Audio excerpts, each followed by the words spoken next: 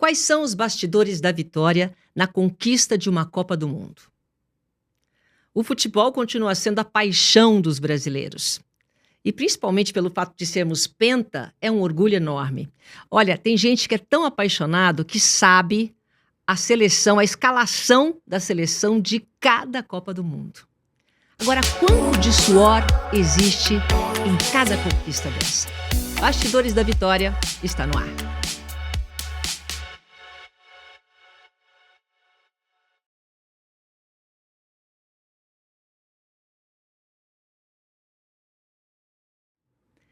E eu fico muito à vontade para falar isso porque eu tive o privilégio de estar presente na cobertura de 5 Copas do Mundo. Para um jornalista esportivo, isso é a glória. Porque você conseguir estar lá e passar para as pessoas, passar para o público a informação daquilo que você está vivenciando, realmente é uma emoção. Agora, tem gente que gosta também de escrever sobre as Copas. Eu estou recebendo o jornalista Thiago Uberreich, que é, assim, um pesquisador de Copa do Mundo. Muito obrigada por você estar aqui comigo, viu, Thiago? Silvia, quem tem que agradecer sou eu, porque eu fiquei muito honrado ao receber esse convite, porque eu conheço muito a sua história, e é o que eu estava falando até fora do ar aqui. Você faz parte da memória afetiva de muita gente, né? Eu te assistia muito na Bandeirantes, e aí eu até me perguntei, será que ela quer falar comigo mesmo? O que eu tenho tão de especial para vir aqui dar uma entrevista para você? E temos o futebol como fanatismo, né? Isso é algo que faz parte da cultura e da memória do brasileiro, né? Quantas Copas a gente se lembra e acompanha, e também acompanhando na sua voz, e você é uma privilegiada por ter estado em 5 Copas do Mundo trabalhando. Olha, e essa Copa aqui, Thiago, que é o mais recente livro, 1994, o Brasil é tetra. Muito obrigada pelo presente. Essa Copa, ela tem um valor, assim, já que estamos falando de emoção, emotivo muito grande, porque foi a minha primeira Copa. A primeira vez que eu fui como jornalista de uma Copa foi essa Copa. Olha só. Então, imagina quando eu vi você. Falei, nossa, eu preciso ler para relembrar. Porque uma coisa, né, Thiago, é você ser repórter. Você está ali atrás da notícia. Outra coisa é você pesquisar. Você saber exatamente tudo o que aconteceu. Primeiro lugar, antes da gente entrar no livro, por que esse fascínio em escrever sobre Copas? Olha, essa é uma história que é antiga, né? Eu nasci em 76 e como todo garoto, moleque, garota, né? A gente sempre gostou muito de acompanhar futebol. Meu pai, fanático, corintiano, e ainda sou de um período que a cidade de São Paulo era um pouquinho mais tranquila, então a gente jogava a bola na rua, jogava a bola no prédio, não tinha tanta violência. E a televisão ainda era o veículo que reinava, né? Hoje a gente tem a concorrência da internet, mas naquele tempo eu sempre acompanhei futebol. Aí alguma coisa, quando eu tinha 13 para 14 anos, em 1990, na Itália, alguma coisa aconteceu comigo que eu fiquei mais fascinado ainda sobre a Copa do Mundo. Não é a primeira Copa que eu me lembro, eu já lembro um pouquinho de 82 e principalmente já de 86. Mas aí naquele ano eu comecei a ler muito sobre Copa do Mundo, comprando livros sobre Copa do Mundo. Não tinha internet, é sempre bom ressaltar. E também as televisões passando especiais sobre Copa do Mundo. E aquele ano também é um ano emblemático, porque é o ano que o Pelé fez 50 anos. Então, a Bandeirantes, a TV Cultura, a própria Globo passaram um documentário sobre o Pelé. Então, eu comecei a gravar jogos na fita VHS, na boa e velha fita VHS, comecei a colecionar jornais, revistas. Quando eu vi, eu estava com mais de 500 fitas VHS no meu armário em casa e decidido a fazer jornalismo por causa do futebol. Olha! Né? E muita gente me pergunta, Thiago, então você deve ser um jornalista esportivo frustrado, porque você não trabalha com futebol. Mas essa é uma outra história. Eu fiz o vestibular em 95, entrei na faculdade em 96, sou formado pela PUC aqui em São Paulo. E em dezembro de 96 eu comecei a trabalhar numa emissora de rádio. Aliás, o rádio é a minha paixão, não posso deixar de dizer, que é a Rádio Eldorado, que era uma rádio que não tinha cobertura de futebol. É verdade, não tinha. Então eu fui para economia, para política, só que a Rádio Eldorado me dava espaço para fazer matérias sobre a história das Copas do Mundo. E isso foi muito legal, porque eu fiz entrevistas na Eldorado com jogadores históricos. Gilmar Mas dos... para você ou para... Não, a gente fazia para levar ao ar. Eldorado, Isso, tá. para a rádio. Uma série sobre Copas do Mundo, isso foi antes da Copa de 98. Eu entrevistei Nilton Santos, Olha, Zagallo, Jairzinho, Tostão, Rivelino. E aí, essas entrevistas até hoje estão comigo e eu uso essas entrevistas para ilustrar os meus livros, né? Mas esse livro de 1994, que é o meu 5º livro, é um livro muito especial, assim como para você, que foi a primeira Copa que você cobriu. Essa é a primeira Copa que eu vi o Brasil ser campeão. E eu já tinha 17 para 18 anos e já sabia que eu queria ser jornalista. Estava de férias no último ano do colégio. Então você imagina, eu ficava de madrugada revendo os jogos. Paixão mesmo, né? Uma paixão maluca que ninguém entende, Paixão. Olha, são vários livros, tá? Biografias das Copas. 1958, o Brasil é campeão. 1962, o Brasil é bi. 1970, o Brasil é tri. E a mais recente, 1994, o Brasil é tetra. Nessa pesquisa, você foi fazendo aos poucos? Como é que é a tua forma de trabalhar? Essa Copa do Mundo, como eu falei, é muito emblemática para mim, né? Porque se em 1970 a população brasileira tinha 90 milhões de pessoas, e até a música do Miguel Gustavo falava 90 milhões em ação, em 1994, o Brasil já tinha 160 milhões de brasileiros e, a grosso modo, 70 milhões de pessoas que nunca tinham visto o Brasil ser campeão do mundo. O Brasil estava numa fila terrível de 24 anos e o Brasil vai igual para 2026. São 24 anos também. E aí, como para as outras Copas, 58, 62, 70, eu já tinha essas entrevistas que eu fui fazendo ao longo do tempo, né, da minha vida. Para esse livro eu precisei começar um trabalho praticamente do zero, porque eu nunca tinha conversado com nenhum dos jogadores que ganharam essa Copa. Então eu comecei esse trabalho em julho do ano passado, exatamente há um ano, né? Muito recente, foi até rápido, e eu consegui falar com 15 dos 22 jogadores. E como o meu trabalho também é muito focado na transmissão esportiva, porque a transmissão esportiva faz parte da nossa vida e da nossa memória afetiva, e você está inserida na nossa memória afetiva. E aí eu também conversei com muita gente da imprensa. Ou seja, foi uma falha minha, a falha mais gritante foi não ter conversado com você. Então, para o próximo livro... Você nem sabia que tinha sido a minha primeira Copa. Não, então, mas eu lembrava de você. Eu lembro de você da final da Copa... E olha, não tinha mulher fazendo, viu? Exatamente. Eu já estava lá de pioneira. Exatamente. Eu lembro de você na final da Copa Pelé, lá nos Estados Unidos, quando o Brasil ganhou da Argentina, né? Como repórter. Para entrevistar o Zico. Eu lembro Foi disso, o máximo. Né? Aquilo foi o então, máximo. esse trabalho, assim, mistura pesquisa, né? Já tem a minha memória, claro, né? Mas a memória sempre trai. Então, eu segui o mesmo rigor dos outros livros, né? Que é mergulhar nos jornais. A minha meta não é contar histórias que ninguém sabe. É resgatar histórias esquecidas. O bastidor que também. Lá. E nesse caso, conversando também com quase todos os jogadores que me contaram histórias saborosíssimas de uma conquista, que é como eu falo no subtítulo, né? É uma conquista que recolocou o Brasil no topo do futebol depois de amargar uma fila de 5 Copas ou 24 anos sem títulos. É importante porque você coloca no contexto, né? O momento que a gente estava vivendo. Tá bom, essa Copa foi importante para mim, para ele também. Mas para o Brasil, qual era o momento que chegou essa Copa e esse tetra? Sem dúvida, é um ano muito emblemático para a Total. história do Brasil. E como eu tenho também esse outro lado que não é só do futebol, né? Eu trabalho com política, economia, eu fiz questão de fazer um panorama muito também do ano do Brasil, né? Então a gente já nesse ano de 2024, a gente está lembrando muito das efemérides lá de 1994. Então você tem a morte do Ayrton Senna, não tem como não contar a história dessa Copa sem citar a morte do Senna em 1º de maio de 94. Foi que abalou realmente. Abalou o Brasil. Né? É o que faz um pouco essa Copa ser dramática, né? Porque o brasileiro tava com aquela história do órfão de um herói. Né? Você tem o Plano Real, que entrou em vigor exatamente no meio da Copa do Mundo. Essa Copa de 94, desde 1930, foi a primeira Copa que durou um mês. As outras duravam menos de um mês. Então essa Copa foi de 17 de junho a 17 de julho. E o Plano Real entrou no dia 1º de julho em vigor. Em cima Em da Copa. cima da Copa, no meio da Copa. Eu lembro até o Luciano do Vale, eu até reproduzo no livro. Ah, que legal. Depois que o Brasil foi campeão, ele falando, esse país que agora vai voltar a ser campeão, esse país que agora volta a ter contato com uma vitória esportiva, o Brasil está comemorando.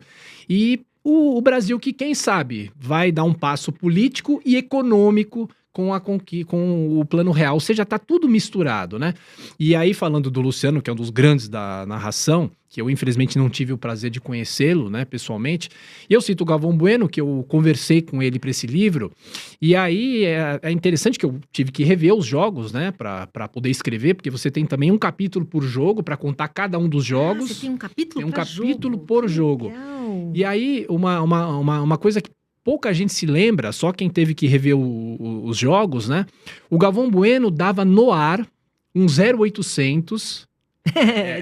Era um período pré-internet, não tinha internet. Um 0800 para que as pessoas ligassem para tirar dúvidas sobre o Plano Real. Eles aproveitavam a audiência monstruosa do futebol para lembrar das pessoas. E o Silvio Luiz, não sei se as pessoas sabem, o Silvio Luiz também falava sobre o Plano Real durante as transmissões dos jogos. Que foi muito impactante. E ele foi condecorado pelo Itamar Franco, que era o presidente da República, o Silvio Luiz. Por conta do que disso? Porque ele fazia propaganda do plano, propaganda não ganhando dinheiro para isso, mas para orientar a população por causa da entrada de um plano.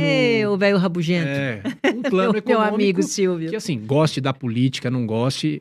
E, sem dúvida alguma, é o plano que deu certo, né? Foi um momento muito importante para o Brasil, um momento que todos estavam, assim, muito emotivos, né? Por causa do Ayrton Senna, num momento de desafio por causa do Plano Real. E para o futebol, foi marcante também. Aquela vitória, ela fez... A gente fazia muito tempo que a gente não ganhava. Uhum. Então, deu um boom aí no futebol. Para o futebol, qual foi o benefício dessa vitória? Foram 5 Copas que o Brasil perdeu depois de 1970 até chegar a 94. E eu costumo dizer o seguinte, você, jornalista, cobriu essa Copa, sabe muito bem. Essa é uma das seleções mais criticadas de toda a história. Essa seleção brasileira. Desde o começo, né? Acho que desde o começo, porque você tinha uma imprensa mais profissional e você tinha o peso da fila. E você tinha também uma questão que era a seguinte, os jogadores se blindaram muito dessas críticas, eles iam tomando porrada desde pelo menos as eliminatórias um ano antes, que o Brasil perdeu o primeiro jogo nas eliminatórias, pela primeira vez o Brasil sofreu uma derrota nas eliminatórias em 40 anos, que foi aquela derrota para a Bolívia, em La Paz, e a partir dali tem até a capa da Gazeta Esportiva, que a manchete era a seguinte, no fundo do poço, né, depois dessa derrota da seleção. E aí essa seleção começou a ser muito mais criticada. A seleção já vinha de muitas críticas da Copa de 90, que foi uma Copa que o Brasil perdeu nas oitavas de final para a Argentina. E aí essa seleção só tomava porrada. Então os jogadores se fecharam. E isso irritou ainda mais a imprensa. Se blindaram para a imprensa. Se blindaram para a imprensa. Ficavam inacessíveis. Sem dúvida, você sabe muito bem. Então essa seleção é uma seleção muito criticada. Todo mundo fala, é uma seleção que não honrou o bom nome do futebol brasileiro. Até hoje? Então, eu acho que isso mudou um pouco. Porque a vitória parece que muda tudo, né? Porque a vitória muda tudo, mas até hoje essa seleção é lembrada, não dava espetáculo, o Parreira era muito defensivista, se preocupou demais em não tomar gol, enfim. Mas eu acho que isso melhorou na pandemia, as emissoras até passavam de novo os jogos, né, da seleção de 94. Principalmente agora, né, fez 30 principalmente anos. Agora, né, então acho que as pessoas acabaram vendo, essa seleção não era tão ruim, muito pelo contrário, foi uma seleção campeã do mundo. Nossa, e os craques estão aí para contar até hoje. Bebeto, né? Romário, Mauro Silva, o Dunga, que ressurgiu depois de todas as críticas que ele sofreu em 1990, e você perguntou sobre o futebol. Essa é uma seleção que abre portas. Por quê? O Brasil tem 2 grandes momentos na história das Copas do Mundo. 58 a 70, né, com 3 Copas conquistadas em 4, e essa fase, 94 a 2002. O Brasil chega à final de 3 Copas do Mundo, 94, 98 e 2002, e ganha 2. E o Brasil é até hoje A única seleção campeã 5 vezes. Só a Itália e a Alemanha podem empatar o Brasil em 2026. Ou seja, a hegemonia está garantida até 2030. Isso se o Brasil não ganhar o Hexa agora em 2026, que aí essa é uma outra discussão. Mas então essa é uma seleção que abriu as portas. É uma seleção que recolocou, como eu digo aí, a seleção no topo, o Brasil no topo do futebol mundial. E era uma vitória muito necessária. E foi uma festa popular poucas vezes vista na história do Brasil. Né? Quando os jogadores chegam ao Rio de Janeiro, mais de 50, 100, 200 mil pessoas nas ruas do Rio para recepcionar a seleção. Então, é uma conquista histórica e faz parte da nossa memória afetiva, nunca é demais lembrar. Muitas pessoas têm uma ideia errada quando falam assim, tá fazendo a cobertura da Copa do Mundo, tá numa Olimpíada, que a gente tá lá passeando, né? Uhum. Eu trabalhei tanto nessa Copa e só tive uma oportunidade, de ir à final. Você estava na final. Na final. Eu ganhei o ingresso aí na final. Onde era meu lugar? Atrás do gol? Italiano. Italiano. Eu estava no meio dos italianos. Então era a torcida italiana e eu lá. Quando nós vencemos, vou te dizer, foi uma emoção que eu não esqueço. Porque eu estava ali exatamente no gol quando o Baggio erra. Foi uma emoção indescritível, né? E todo mundo correndo. Mas ali eu senti o quê? Uma redenção, uma coisa assim. Nós somos criticados, mas a gente conseguiu. Né? Tem a narração do Galvão, é tetra, que ninguém esquece. Essa emoção teve muito a ver também com o Romário, com o Bebeto, que né? Tem toda uma coisa que a gente não esquece. O próprio Dunga que você falou. Esses jogadores, eles marcaram uma época e até hoje eles influenciam os jogadores e as pessoas. Sabe uma coisa, Silvia? Eu acho que essa conquista vai ser cada vez mais valorizada, porque a cultura esportiva do Brasil é um pouco perversa, né? Nossa, é diária. De você... Se você não fizer bem aqui amanhã, claro, você já tá frito. Você não exalta os seus craques, né? Os seus ídolos. E eu acho que o Brasil tá se aproximando da mesma fila para 2026. Então a gente tem um pouco de ideia do que esses jogadores de 94 passaram. O peso nas costas.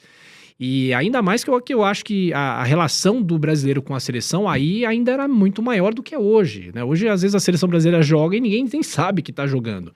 Então eu acho que o peso desses jogadores, aí você escala os jogadores da final. Tafarel, Jorginho, depois entrou o Cafu, Aldair, Márcio Santos, Branco, Mauro Silva, Dunga, Mazinho, Zinho, Bebeto, Romário. Gente, são craques.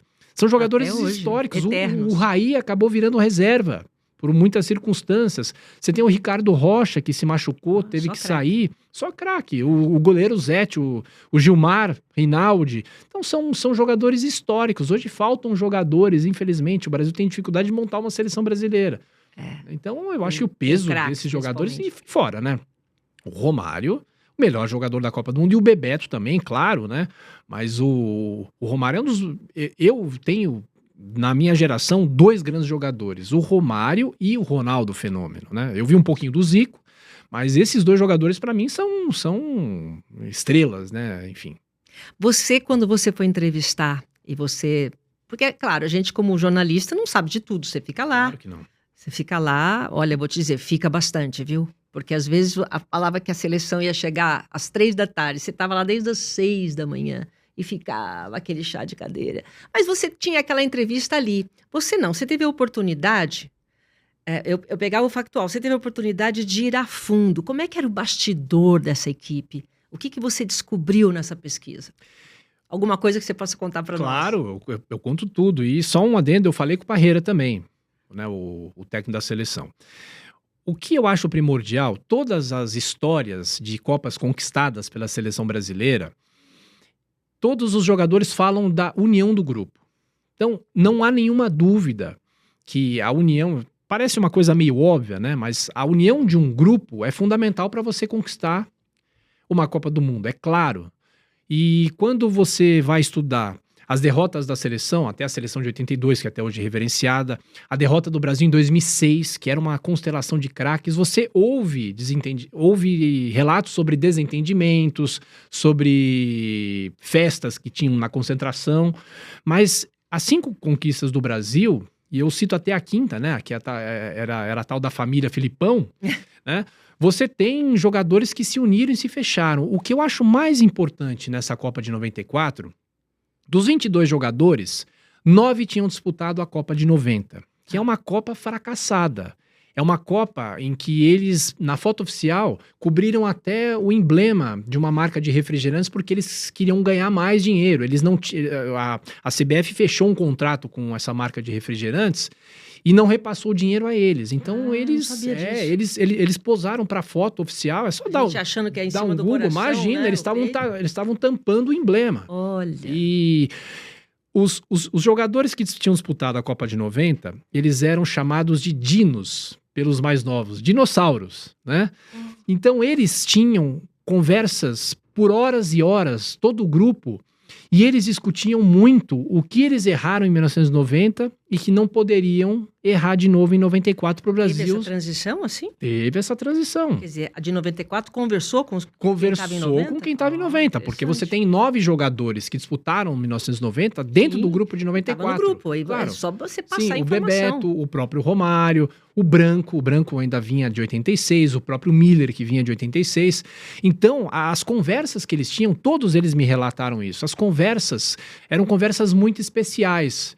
Outra coisa, as esposas dos jogadores não podiam ficar na concentração com eles. Em 90. Não, isso em 94. Em 90 podia, né? Era uma mistura. Olha, isso é interessante. E muitos nem levaram a família para 94. Para se concentrar. Para se concentrar.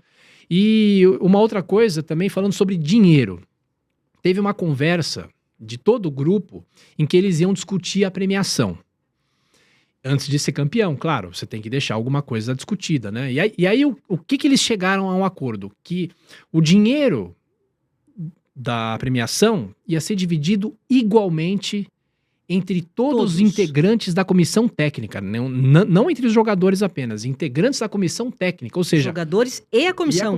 O roupeiro ganhou o mesmo valor que o Romário ganhou. Você tá brincando. O mesmo valor que o Bebeto ganhou. E até o Zete me contou uma história muito engraçada, que no meio dessa reunião o Romário falou, olha, eu topo ganhar a mesma coisa do que todo mundo, mas se eu tiver fome de madrugada e quiser que o cozinheiro faça um ovo pra mim, ele vai ter que levantar às 3 horas da manhã pra fazer o ovo pra mim. Então, não vem com essa não, é só na hora de dividir. Os erros de 1990 não foram repetidos em 1994. Isso foi fundamental para essa conquista também, isso é muito legal. Agora, isso é único, né, de dividir o prêmio com todos. Olha, pelo que eu saiba, sim. Não, né? Pelo que eu saiba, acho que isso nunca mais aconteceu. Posso estar enganado, eu não tenho a informação das outras Copas, mas essa divisão exata, né? Eles ganharam mais ou menos, porque tinha remuneração por vitória também, mas depois da conquista cada um ganhou, olha, são 30 anos, cada um ganhou em média $70 mil, né, o que teoricamente não é muito, né, para uma conquista. Hoje os jogadores ganham milhões e milhões, né? Mas para você, isso fez a diferença? Eu acho que fez, porque eles união era uma união verdadeira. União era uma união verdadeira. E você tem também a simbologia que eles entravam em campo de mãos dadas. Essa foi uma ideia do Ricardo Rocha, ainda nas eliminatórias de 1993. Eu falei aqui, o Brasil perdeu para a Bolívia, lá em La Paz, e no jogo de volta, que foi em Recife, no Arruda, o Brasil ganhou por 6-0. Mas antes desse jogo, o Ricardo Rocha teve a ideia. Por que a gente não entra em campo com as mãos dadas? Mas por eles, não pelo público. Por eles. Acho que era uma forma de mostrar a união. Mostrar que o grupo estava unido. Eu acho que isso é fundamental. Pode ser uma imagem até simplória, mas eles mostravam que eles estavam unidos, eles estavam fechados também com o Parreira. O Parreira, pelo menos por 2 vezes, cogitou se demitir da seleção. Isso é importante. Por causa das críticas, por causa da pressão que ele recebia. Os jornalistas naquela época criticavam mais o quê? Criticavam, eu acho que... Eu lembro que criticavam, mas eu não lembro a forma como a seleção jogava, que não tinha muito encantamento, né? Era um jogo mais na defensiva. Era um jogo mais na defensiva, muito pensado. Tem o terceiro jogo do Brasil contra a Suécia, que o Brasil empatou por 1-1, que o jogo foi até em Detroit. Depois daquele jogo, mas caíram de pau, uma chuva de críticas. O Brasil não vai ganhar a Copa do Mundo com esse defensivismo. Por que o Parreira não colocou o Ronaldo, não colocou o Viola? Para que jogar com 2 atacantes? Uma discussão muito grande da imprensa, por que só 2 atacantes? Por que não jogar mais? Aí tiraram o Raí, criticaram, agora vão ser 4 jogadores só se defendendo no meio, você tem a zaga. Então, assim, a crítica era a mais variada possível, né? E eu acho também, viu, Silvia, que havia muita contaminação do ano político que o Brasil vivia, né? Acho que isso entrou no futebol? Eu acho que também entrou. Eu tive alguns depoimentos que diziam que o ano político perturbou um pouco. Aí, assim, é uma... Mas lá eles se isolam, né? Quando eles estão concentrados, eles se isolam. Sim. Eu achei importante esse negócio da concentração. Sabe que é uma dúvida e um questionamento que eu sempre faço. Sim. Concentrar ou não concentrar? Ou não concentrar. Você tem uma opinião sobre isso? Olha, tem uma discussão muito grande. Eu lembro do Sócrates, né, que não gostava da concentração. O próprio Romário também nunca gostou da concentração. Eu acho que, assim, uma concentração mínima você precisa ter. Mas uma coisa é você jogar num clube e se concentrar. Outra coisa é você estar numa Copa do Mundo que não tem jeito. Você tem que estar junto com o grupo quase sempre, né? Então, assim, a concentração eu acho que é importante em algum momento, mas não também quando o jogador está num clube, de ficar sempre concentrado. Às vezes, num sábado, a véspera de um jogo, Tá. para que você fica, né, Isso trancado? para uma Copa do Mundo, ok. Uma Copa do Mundo, ok. Mas... Talvez o dia a dia a gente possa discutir, né? Enfim, mas a concentração é importante. E para essa seleção de 94, foi importante por causa dessas conversas. Mas eu acho que de uma certa maneira também, e lendo os jornais da época, a gente viu, por exemplo, depois da vitória contra a Holanda, que o Brasil se classificou nas quartas de final, uma grande vitória da seleção, melhor jogo, você tinha alguns jogadores que começavam a se irritar com o excesso de concentração. Porque os Estados Unidos também... Chega num ponto que não chega aguenta num mais, ponto né? que eles não aguentam mais. Eles estavam lá muitos dias, 30, 40, 50 dias. Não deve ser fácil também. Não. A gente imagina, mas não deve ser fácil também você ficar concentrado. E você às vezes não pode sair, às vezes você sai, mas você vai até, não sei, uma loja, depois volta, não tem a família por perto, né? Deve ser uma coisa difícil, viu? Mas é um objetivo, né? Claro. Eles têm aquele objetivo, aquele... Por um mês eles se fecham lá, mês, ganham a Copa, né? Eu concordo plenamente. Em relação a... Já que você fez essa história, né? A gente vai continuar 94, mas numa comparação, quando você faz com Pelé, nesses craques todos, e você vê essa geração de 1994, a mudança é muito grande. É muito grande. Porque na geração de Pelé, eram todos craques e eles meio que conduziam, não era nem o Zagallo. Uhum. Né? Ele era uma figura ali e eles mesmo faziam o jogo acontecer. Você acha que aconteceu isso com 94 também? Eu acho assim, a questão é que o futebol evoluiu muito, né? De 70 para 94, claro. Evoluiu quanto? Né? Evoluiu bastante de tática, de técnica, de preparação física, tudo evolui. Mas eu acho assim que em 1970 o Zagallo tem também uma questão importante, né? Por ter moldado a seleção que o João Saldanha fez nas eliminatórias. Mas eu acho que em 94, talvez a influência da comissão técnica era um pouco maior até. Né? Mas você tinha uma liberdade, o Romário, às vezes você vê os jogos, né? O Romário às vezes voltava para pegar a bola, para levar até o gol por causa do esquema do Parreira. Eu acho que o esquema do Parreira amarrava muito os jogadores e eles dentro de campo tentavam se soltar um pouco, né? Acho difícil você comparar, por exemplo, uma seleção de 94 com a de 70, né? Porque você tem em 70 uma constelação de craques. Em 94 você tem super jogadores. E muita gente me pergunta, você não acha injusto a seleção de 94 ter ganho a Copa e a de 82, não? A seleção de 82 está muito... Ixi, 82 eu tava lá também. Você tava também? Eu tava. É? Eu tava no Sarriá. Você tava no Sarriá? Nossa! Meu Deus do céu. Não tava não. Não conta pros Mais uma inveja de você, né? Eu tava no Sarriá. E eu acho injusta essa comparação. Aquela seleção realmente merecia. Merecia, claro que merecia. Mas é injusto você dizer, por exemplo, né, o pessoal fala, como é que o Zico não foi campeão do mundo e um jogador X, eu não vou citar para não tirar o mérito, é campeão do mundo? Algum jogador dessa Copa, eu acho que você não tem como comparar. E também não dá para você... né? Uma vez eu entrevistei uma atleta, a Fernanda Venturini, Sim. Ela falou, não era para eu ser ouro. Então, você vai até um certo ponto, você dá tudo de si. O importante é você dar tudo de si e saber que você fez o seu trabalho. No caso, sabe, eu tava, por exemplo, no México, quando o Zico errou aquele pênalti. Uhum. Meu Deus, ele não vai errar nunca mais aquele pênalti na vida, nunca mais errou. Na seleção de 82, uma seleção mágica, como é que aquele time perdeu? Sim. E aí, quer dizer, em 94 você tem um fechamento, só que o brasileiro... Ele não aceita, né? Não aceita, é a tal da cultura Pode esportiva. ser o melhor do mundo, né? se não vencer, já era. O vice não... Vice não interessa não importa, pra é mais nós. ou menos o que o Ayrton Senna falava, né? Que o vice é o primeiro dos últimos. Agora, essa seleção de 1994 foi competente. A gente tem que falar, foi uma seleção competentíssima. E foi a melhor seleção da Copa do Mundo. Não foi uma injustiça essa seleção ser campeã ou ter sido campeã do mundo. A seleção de 82 acabou esbarrando na Itália, não jogou bem no 5 de julho, foi aquele jogo que o Paulo Rossi fez 3 gols, são os caprichos do futebol. O Zico perder pênalti também em 86 também é um capricho do futebol. Faz parte do faz futebol. parte. E o futebol é tão apaixonante por causa disso. E a gente fica discutindo agora, de 70 para 94, voltando à sua pergunta original, houve uma evolução muito grande, física, técnica, tática. Né, os jogadores de 1970, eu acho que eles tinham mais liberdade, né, para mudar o jogo, para criar. O jogo, perfeito. Até na semifinal contra o Uruguai, o Gerson estava muito marcado e aí ele inverte de posição com o Clodoaldo. E quem que faz o gol de empate contra o Uruguai? O Clodoaldo. Então eles tinham um pouco dessa liberdade, né? Mas 94 eu acho que eles tinham, porque dentro de campo só eles sabem, né? Você tem lá o técnico, aí vem aquela outra discussão. Será que o técnico consegue mudar o jogo durante a partida? Então eles tinham, enfim, total liberdade para fazer o que eles tinham que fazer, né? Você acredita que essa seleção de 1994 ela contribuiu de alguma forma para o futebol que a gente tem hoje? Qual foi a influência que a gente pode colocar aqui? Eu acho que é aquilo que a gente já falou, é uma seleção que devolve autoestima.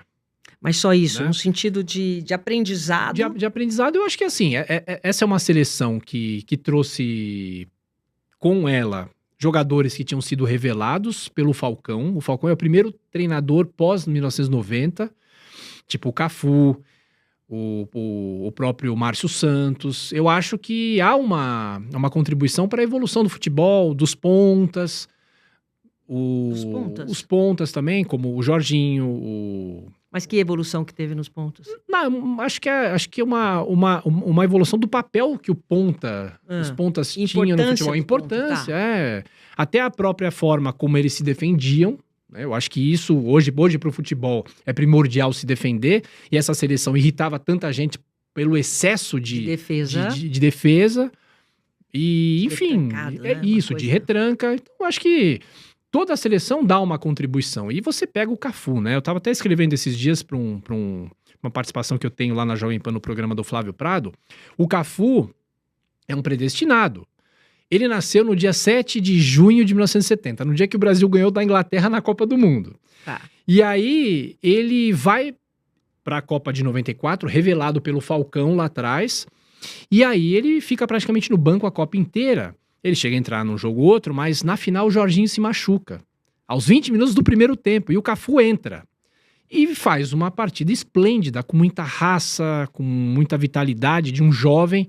E o Cafu ainda volta para a final das 2 Copas seguintes. E ele ainda é o capitão do Penta. Né? Então você tem esse legado dessa seleção. Né? Você tem jogadores que surgem aí e que vão lá pra frente. O próprio Leonardo, que todo mundo fala que foi expulso contra os Estados Unidos, ele jogou a Copa de 98. O Ronaldo Fenômeno. O Ronaldo diz que essa Copa foi a faculdade dele. Ele infelizmente não entrou em campo. Eu gostaria muito de ter visto ele também em campo. Mas o Ronaldo vem para as 2, 3 Copas seguintes. Então é uma seleção que é um recomeço de um trabalho, eu acho. Sabe? É um recomeço de um trabalho depois de um fracasso da Copa de 90 e as tristezas das Copas anteriores, né?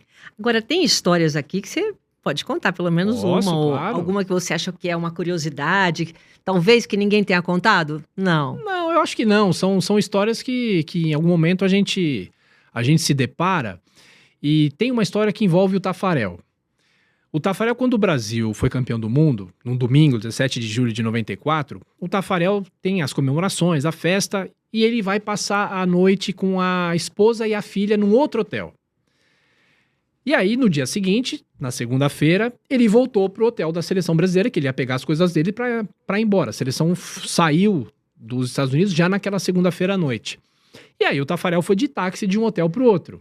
Aí ele chegou, pagou o táxi e foi pro hotel. Quando ele se deu conta, ele tinha esquecido no táxi o passaporte dele, a premiação em dinheiro e a medalha do título. Não acredito. E assim, em 1994, você não tem o aplicativo, o táxi que eu peguei é esse aqui, tá aqui o telefone do seu João lá do táxi. E ele ficou desesperado, ele acionou a comissão técnica para alguém tentar ajudar, chamaram a FIFA. E aí, meia hora depois, chega lá o taxista no Ai, hotel que de lindo. novo, um mexicano, fã do futebol brasileiro, e devolveu tudo pro Tafarel. Ah, que legal. Essa história é muito legal. Que legal. E mais uma história que eu vou contar, essa daí eu não sabia. É uma história que, por isso que a pesquisa nos jornais é muito importante, Silvia. Porque o antigo cronista esportivo, o Carlos Chagas, dizia que os jornais são o rascunho da história. Porque tá lá, o registro datado do dia, e aquilo lá tá para a posteridade. No dia 9 de julho de 94, Brasil e Holanda, para mim o maior jogo daquela Copa do Mundo, Foi mesmo. o Brasil venceu por 3-2, foi o primeiro jogo disputado num fim de semana, foi num sábado, feriado aqui em São Paulo, 9 de julho. Quando eu tava lendo os jornais, eu li umas 2 vezes essa reportagem, eu falei, será que isso é verdade mesmo? Aí eu fui na Folha, fui no Estadão, tinha a mesma história nos 2 jornais. Naquele dia, o jogo foi à tarde, naquele dia tinham 25 mil pessoas num posto da Telesp em Itaquera, aqui na zona leste de São Paulo. Por quê? Porque há mais ou menos 3 meses antes, essas pessoas foram convocadas, receberam uma cartinha em casa. Olha, fulano de tal, Silvia Vinhas, compareça no dia 9 de julho no posto da Telesp para conseguir a sua linha fixa de telefone. Ah, era a época que a gente não tinha telefone. Não tinha telefone. Verdade. Então, assim, você tinha 25 mil pessoas na hora do jogo do Brasil em Itaquera numa fila, esperando para conseguir a sua linha telefônica. Aí tem os registros dos jornais. As pessoas ouvindo o rádio e aquelas TVs portáteis a pilha. Óbvio que não existia celular, porque se as pessoas estavam na fila para conseguir uma linha fixa de telefone... Então, assim, são curiosidades que nos remetem, porque era um outro Brasil... Era um Brasil que estava ainda... Era um Brasil analógico. O mundo era analógico, né? Mas porque você Tiago, tinha já o celular. É um passado recente. É um passado recente. Tá falando assim, até me assustou. A gente não tinha nada não tinha mesmo. nada. Não tinha... A internet já existia, mas assim, caminhando. Mas tinha o celular, eu não sei. facilidade... Aí até uma pergunta pra você. Vocês, na Band, já usavam um aparelho celular? Mas era desse tamanho. Era um tijolão que só servia pra ligar e no máximo pra mandar uma mensagem de texto. Mas nessa época, quando a gente fazia as transmissões, era tudo mais difícil. Tudo mais difícil. Tudo difícil. Até chegar, ainda tinha aquela coisa da fita, de se levar a fita até não sei aonde pra poder transmitir. Não era... A gente tinha janelas ao vivo, né? Eu conversei muito com o Otávio Muniz, né? O grande repórter. Ele veio né? aqui, o Tatá. Imagino, né? Ele, um barato, né? E é uma enciclopédia. Enciclopédia. Ele me contou tudo sobre essa Copa. Ele falava que a base era em Dallas, né? No centro de imprensa. Então ele ia fazer a cobertura da seleção, ele e o Eli Coimbra. E ele voltava para gerar as imagens pro próprio apito final, né? Quando você voltava para gerar imagens, porque não era essa coisa maravilhosa que você pega e já... Eu lembro, quando o Brasil ganha a Copa do Mundo no dia 17 de julho, no dia seguinte eu fui para a banca de jornal para comprar todas as revistas, né? E eu comprei uma revista, que você se lembra bem, Fatos e Fotos, né? A revista não tinha ainda uma foto da final. Pois é. Porque não chegava. Ou seja, a foto do Brasil campeão era com a camisa azul do jogo com a Suécia, que era o jogo anterior. Veja só. Então isso é saborosíssimo pra gente que é jornalista, ligado nessa tecnologia, né? Falando em jornalista, você fez alguma comparação do tipo de cobertura mesmo que tinha antes e agora? Eu acho que a imprensa nesse ano já era muito mais crítica. Né? Era uma imprensa muito mais profissional, vamos dizer assim. É uma imprensa muito mais profissional. Profissional em quê?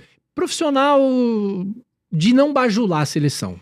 Ah, sim. Entendeu? Nossa, essa seleção foi criticada. Porque antigamente você tinha a seleção, a maravilha, mesmo a seleção jogando mal, falavam bem da seleção. Mas essa não, essa você tinha os jogadores, mas os jornalistas meio isentos. Eu li muito as colunas do Matina Suzuki, que ele escrevia para a Folha. Eu até convidei ele para falar pro livro, mas ele não quis. Era uma crítica muito ferrenha. Né? E a própria Bandeirantes, eu acho que eu não posso deixar de citar, das 3 emissoras que transmitiram a Copa de 94, a Globo, o SBT e a Bandeirantes era a mais crítica de todas. E os profissionais, o Gerson. Gerson. O Gerson, o Rivelino, o Armando Nogueira, o Juarez Soares, que é uma pessoa que eu queria ter conhecido na vida, né? O apito final era com eles. E aí... Armando Nogueira. E aí tem num Jornal do Rio, essa história é interessante também, num Jornal do Rio, um grupo de torcedores, olha só a história que eu vou contar, um grupo de torcedores publicou uma nota nos obituários desse jornal, dizendo o seguinte: no dia 17 de julho, o programa Apito Final, que tanto criticou a seleção brasileira, será devidamente enterrado. Nossa! Olha o que... Isso mostra a paixão dos torcedores pela seleção também. Né? Hoje todo mundo ataca a seleção, critica, mas naquela época a torcida também se irritava com as críticas, né? Mas era uma imprensa profissional que tinha que apontar os erros, mas tinha também uma porcentagem de irritação com a blindagem que a seleção fazia dos jogadores. Um outro jornalista que eu conversei foi o Luiz Ceará, que era do SBT na época. Ele falava, olha, o Branco, lateral esquerdo, ele estava se recuperando de dores nas costas. Tanto é que ele só estreia contra a Holanda nas quartas de final. Isso porque também o Leonardo tinha sido expulso contra os Estados Unidos. Sim. E aí ele fala, olha, eu só consegui acompanhar de perto a recuperação do Branco porque eu era muito amigo do Branco. E eles me deixavam entrar onde o Branco estava lá treinando, estava lá fazendo o trabalho de hidroginástica, hidromassagem. Então, acho que só os jogadores que eram muito amigos dos jogadores conseguiam alguma coisa com eles, né? Não conseguia chegar perto Imagino dos isso, né? jogadores. Não conseguia, pegava tudo correndo. Tudo correndo, né? O teu maior desafio para escrever esse livro, ou não sei se os outros também, qual foi? Olha, eu acho que para esse o desafio foi mais especial porque foi o livro que eu comecei do zero, como eu te falei. A pesquisa em si não é tão complicada, né? Porque você tem todos os meios, todos os materiais, né? Para você pesquisar em casa, lá no meu quarto, no escritório, eu faço um livro desse daí pesquisando os jornais da época, revendo os vídeos e tudo mais. Você mesmo que escreve? Eu que escrevo, claro. Não tem ghostwriter, né? Eu mesmo que escrevo, faço questão disso, né? Então, o ato de escrever não é tão complicado, mas foi falar com os jogadores, procurar os jogadores. Eu recebi alguns nãos, porque eu falei com 15 dos 22. Você tem jogador que... Falou com o Romário? Não falei com o Romário. Na verdade, sim, eu procurei, mas eu recebi a notícia que ele não tinha interesse em falar. Tá. A gente, como jornalista, a gente tem que respeitar. Não tem interesse, eu não falo. Não tem interesse. Eu tive jornalista que desligou o telefone na minha cara. O Viola, por exemplo, não quis falar. Não sei por que ele não quis falar, mas enfim, eu respeito. Né? O Dunga me deu um chá de cadeira muito grande e ele acabou não falando também.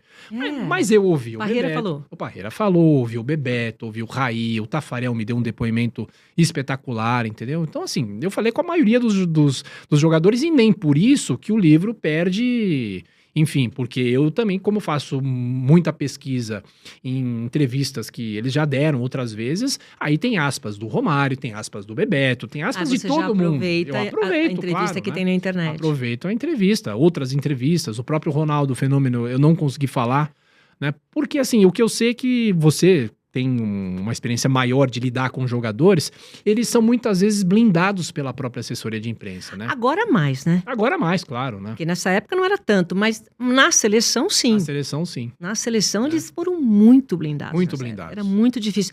Agora, por exemplo, tinha jornalistas na época que tinham essa amizade. Proximidade, né? Podia ter uma proximidade, uma amizade. E conseguia, eu falo pro fulano. Uhum. Eu falo, hoje não tem essa, porque tem o patrocínio, tem aquele banner atrás, eles não podem mais fazer entrevista.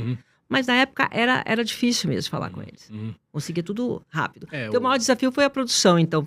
Ligar. É isso, porque assim, obviamente que ninguém me ajudou. O máximo que eu peço é um telefone pro, sei lá, o Mauro Betting, que eu digo que ele é sempre o meu patrono dos livros, né? Porque ele que me apresentou o primeiro editor do meu livro, que é o Biografia das Copas, né? Que foi o Marco Piovan. E assim, ele me ajuda muito com os telefones, enfim, ele tem muito contato agora pro livro do Penta, que vai sair no ano que vem, provavelmente. Opa. Claro, tem que fechar. Claro, né? O pessoal já tá me cobrando, né? E essa conquista, eu acho que aquela seleção de 2002 é uma seleção também, a gente volta a falar da nossa cultura esportiva, né? É uma seleção que é mais reverenciada, acho que fora do Brasil, e é uma seleção espetacular. É uma seleção que apresentou um futebol melhor do que a de 94. É a evolução que a gente desde olha só, desde 74, quando para você ser campeão do mundo você precisa fazer 7 jogos, essa é a única seleção que ganhou 7 jogos. O Brasil voltou a ter um artilheiro da Copa do Mundo, o Ronaldo Fenômeno, com 8 gols. A superação do Ronaldo de 98 para 2002. Imagina um médico chegar para você e falar assim, olha, pode ser que você não ande mais, O que você pensa? Nossa, ele passou pouco. E ele não só voltou a andar, mas como ele ganhou uma Copa do Mundo e fez 2 gols na final, né? Então essa é uma outra história de superação. Então para esse livro de 94, o desafio foi fazer essa produção, que é um problema que eu não encontrei nos outros livros, né? Que eu já tinha entrevistas feitas com muitos dos jogadores, né? E como esses jogadores muitos não estão mais aqui, aí eu tinha só que apelar mesmo para as entrevistas de arquivo, enfim, os jornais e as revistas da época, né? O Thiago, e o Parreira, ele contribuiu alguma coisa? Contribuiu muito. O Parreira, ele sempre foi muito transparente, né? E ele, é engraçado, né? Você tem a dupla Parreira e Zagallo. E o Parreira é, sem dúvida nenhuma, um dos técnicos mais criticados da história, né? Atacado da história. Muito. E ele, pelo menos publicamente, ele não ligava muito para isso, porque ele tinha um anteparo que era o Zagallo. O Zagallo ia brigar lá com os jornalistas, né? Verdade. E ele não.